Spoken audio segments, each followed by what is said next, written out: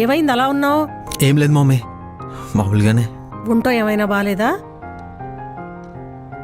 నిన్నేరా? ఏమ్మా, టాబ్లెట్స్ అమ్మితే, బ్యాక్లాగ్స్ ఉన్నా, సరిగ్గా చదువుకోకుండా గ్రాడ్యుయేషన్ లేకపోతే మాయ లాంటి అమ్మాయిని ఇష్టపడకూడదా? నాలాంటి వాళ్ళని వాళ్ళు పెళ్లి చేసుకోరా?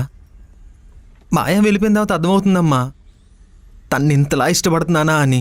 ముందు నుంచి నేను కూడా ఇదే కదరా చెప్పింది, ఇలాంటివి వద్దు అని.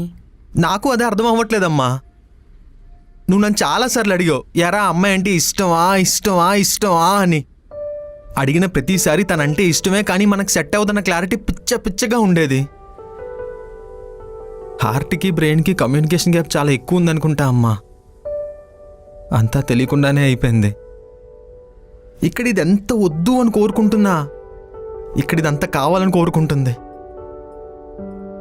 మరి ఈ విషయం మాయకి చెప్పాల్సిందిరా. చెప్తే ఇప్పుడే చెప్పేదని చంప మీద కొట్టి గట్టిగా పరిగెట్టుకుంటూ వచ్చి ఐ లవ్ యూ చెప్తున్నాను అనుకుంటున్నావా? చెప్తేనే కదరా తెలిసేది. మాయ బానే ఉందమ్మా,